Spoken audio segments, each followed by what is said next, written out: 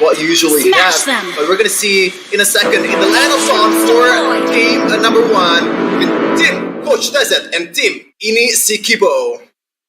Whoa, these are really aggressive battle spells and talents that these two teams are going for, especially the Arlet. Reject is opting to go for High and Dry and Petrify. You can see, man, for both of these XP laners, they are really going to go all in at it. Even for Kelvin Gimang, he's going for the same thing. He wants the High and Dry, he wants the Petrify. The XP lane, they're on an island. They're on a solo island. It's just a 1v1 duel, and Kelvin came out with the first blood already, picking it up with the Petrify, showing who's boss. I was gonna say, man, Jawhead with a Petrify is a very, very cheesy combo. Even more cheesy, I would say, versus an Outlaw, because it's pretty much a one-shot combo with an ejector, and when the ult is there with a rapid touchdown, it's gonna be much more difficult to face against Kelvin Gimang, who knows Jawhead all the way down to the bone. But you can see here also Luo with an interesting spell choice in Sprint. Not a Purify against an Atlas, it's a Sprint. So Coachtezet might be having a better time to make setups against the backliner of Team Inisikiboo. Definitely. I mean, going for no Purify is a very big risk that Team Inisikiboo is going for. We'll see though as Olivia tries to charge in that Tyrant's Revenge. Euphodia is still able to secure the gold buff pretty easily. And you can already see just the rotations coming into that XP lane. I feel like it's a bit too early to go for this rotation here, and they are definitely going to be punished in that mid lane shove by Ilal W with a Farsa as he roams back in. That's a flicker by Olivia Cassandra. Now pushed back in, and that's that decimation utilized, not to execute. Meanwhile, a solo kill up top, 1v1. Kelvin Gimang says, I don't need help. I can just beat you up 1v1, not even letting you petrify. Oh man, Kelvin Gimang still got it in this bag. He already has 2 kills, but he's still one of the best Jawhead players, especially in this competition. But it looks like Inisikiboo was instead. I think hitting Olivia Cassandra, and that's another kill for the Martis. Might be another one. Double kill for Euphodia. Goodness gracious. 6-0, Sheffin, not looking good at all for Team Inisikiboo. They're getting demolished right now, and even in the gold lane, the lane that you'd maybe expect the Clint to outrange, to have a little bit more say, he's not really able to do anything. So far, just been neutralized, forced to play passive up against the Brody, and the whole team's kind of already falling down into pieces. Priyo Romano, not really winning him in this trade though, so this is something that Team Inisikiboo can definitely look to play for. That gold lane presence is something that they want to just keep on using to snowball in to get them to the mid game. Yeah, getting them to mid game is definitely the task for Team Inisikiboo. It looks like 6 kills on about 3 minutes, so that's a kill for every 30 seconds. But in the top lane, Kelvin Gimang almost gets taken down by Reject with the Petrify.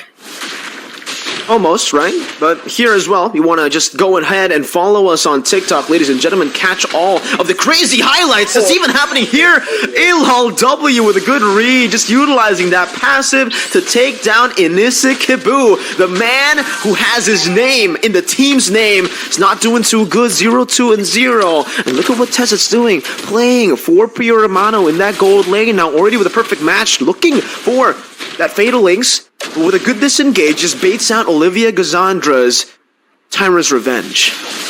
Oh, Rizek though, now jumping with the final slash, gonna be actually taken out here, as that's a flicker by Olivia. That's the first kill on the board, a shutdown taken away by the Roamer, as Kelping tries his best to deal damage front to back, but just tickles the members from Team Coachtezet. Well, it is a kill, but the trade is definitely not favoring Team Inisikiboo. But don't forget, guys, if you want a free skin, if you want to get a free skin while also supporting your team here, you can also get it with predicting the winners of this tournament. There's that with the Fatal Links. Instantly gets punished. Oh my goodness, that's a trade for Team Inisikiboo. But the thing is, it's a gold laner for a Roamer, and Priyo Romano might be eyeing for a lot of plating in the top lane. Reject gets the kill against Kelvin Gimang. Solo kill after solo kill. I mean, that's what you get when you go for a 50-50 high and dry. Bottom lane, though, that's a beautiful flicker by Priyo Romano. And instantly a cover-up by ILLW. Very action-packed match here in game number 1. Both teams not deciding to play it slow to read each other out. Both teams just going full throttle. Here, for both of the gold laners though, Chef, and you do see that respect being given out by both of them. Still like plates. First item for both the gold laners. Already though, for Kelping, he's on the way to that endless battle. First item on the Clint. Oh, but on the Mortis though, Mirko, Euphoria opted to go for, I believe, Blade of Despair. So the first item that he knew that he wants to snowball as fast as possible. And there you go, on cue, a Blade of Despair for him. But Tezet getting caught by Olivia Cassandra. Euphoria might be eyeing for punish.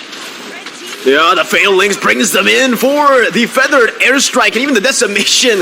The Blade of Despair really just creating havoc here, as that's the Quad Shadow placed in with the Shadow Kill as well. Not dealing enough damage. Euphoria was waiting there. There's a flicker by ILLW. Barely out of range. Now trying to chase him down. One more basic attack should do it. And ILLW will be able to pick up a mega kill, taking Inisikiboo down for the 3rd time in this game.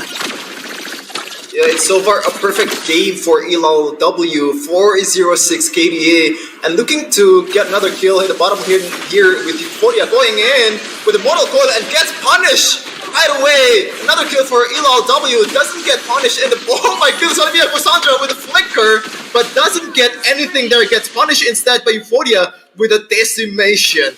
Another kill, another way to snowball for Team Coachtezet. It's fine, Chef. You know, Olivia Cassandra was trying to get the Natalia just right over there with the Tyrant's Rage. But Pio Romano, he's getting what is visible on the map, the turret in game number 1. The tier 1, even though Team Coachtezet has been able to snowball a lot, finding a lot of these good skirmishes, the first turret has only been taken down in the bottom lane, at least in the 6th minute of the game. Definitely not an optimal time for a Brody to take the turret, as now it's going to be Turtle Flicker instantly to reject, man. Say goodbye to Reject's HP bar, and even Mr. or Mrs. Olivia Cassandra taken out like it's nothing, and it's a free turtle again for Euphoria, who is now just so ahead of Inisikiboo. That's a 4-level lead, now down back to a 3-level lead. Or 2. Yeah, 3-level lead, and also 6.5k gold lead for Team Coachtezet as Pio Romano picks up the Malefic War, who's gonna further enhance his damage towards the frontliner of Team Inisikiboo. Things are looking from bad to worse for Team Inisikiboo. They need to figure it out on how to make, you know, their composition works against this beefy frontliners from Team Coachtezet. It's a very contradictory lineup, in my opinion, for Team Inisikiboo, right? They have a lot of the big CC abilities to go for an AoE team fight. I thought they would be trying to bank on that with the Kufra and the Arlet first pick. But then they went for the Eudora and the Hayabusa, 2 picks that really struggle in these big team fights and actually do much better with a pick-off strat. Kelping Gimong, there you go, unstoppable force with the ejector. Kelping has been slain. That's a perfect match onto Olivia Cassandra. Also with the Fatal Links, that's absolutely fatal. Lives up to the name in game number 1. Wow, gotta say, man, Mirko, some of the engages from Team Coachtezet has been really good. The follow-up is always fast. They knew what to do, they knew who to gang, especially Kelping in the gold lane 1-3-0 so far. And Olivia Cassandra has to be better at covering the bases for Team Inisikiboo. Meanwhile, Reject is gonna be punished by Euphoria with Decimation right away. The TP comes out for Euphoria. Oh man, it's just, they're adding salt into the wound, just recalling as well. That's a stun! Utility stun! It'll fade away as well! Who's the assassin now? Pio Romano assassinating the assassin. Oh man, almost 1k gold difference per minute for Team Coachtezet, and they're gonna take the Lord right away without any contest whatsoever from Team Inisikiboo. At this point, I really don't know what to do. They have to bank on the fact that Coachtezet might go for a very risky engagement, might get a bit of mistakes here and there and try to capitalize on that. But so far, there's not much mistakes coming in from Team Coachtezet. Team Inisikiboo in the back foot, definitely. It's very tough to come back from a lead like this, man. Coachtezet and his team with a 10,000 goal lead now, already with the first Lord. They might even be looking to end just as soon as possible, maybe with this first Lord, but they're really going to have to bank on the fact that Team Inisikiboo actually takes the fight. A 5v5 is what Team Coachtezet wants to go for here if they actually want to take the game ASAP. But looking at the itemization again, for Kelvin Gimang, already a bit of respect here towards the magic damage from Team Inisikiboo. He already has the magic defense shoes, already building to a rose gold meteor too, which is quite interesting. But now, perfect match, Fatal Link, say goodbye. Olivia Gazandra is the frontliner, but in this game, doesn't really feel like a frontliner. Just bursted down, melted through so easily. Right now, Coachtezet might be eyeing to go for it right away. Coachtezet going for the perfect match, try to go on someone reject. Gets the Lord onto Coachtezet. Euphoria gonna be dealing a lot of damage in the front line, but still no kill, no extra kill for Team Coachtezet. They get the middle base turret, which is very, very costly for Team Inisikiboo. Some Blade of Despair as well for Priyo Romano. So again, just scaling as you would want to. The optimal route for the Brody when it comes to the itemization, right? Already 2 base turrets as well.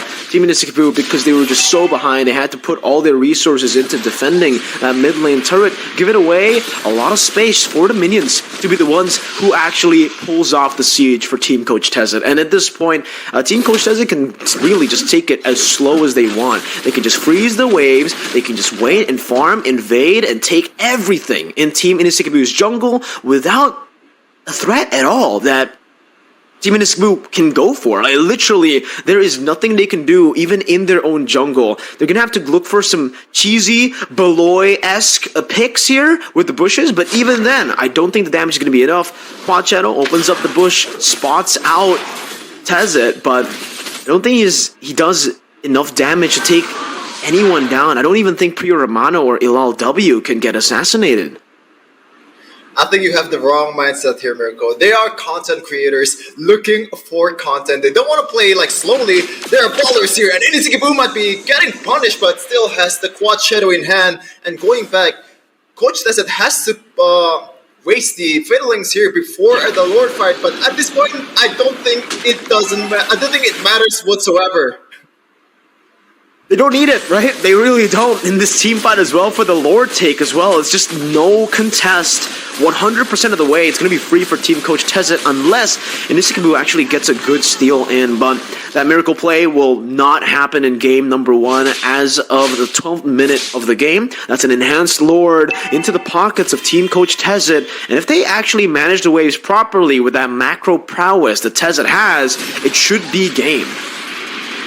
Yeah, not only macro, but also the micro from Coachtezet. Definitely the better roamer in this matchup. Olivia Gazandra has not having a good time in this match. 1-8-0 with 0 assists for a roamer. That is disastrous. I understand there's only 5 kills, but you gotta make something happen, man. Oh, woman.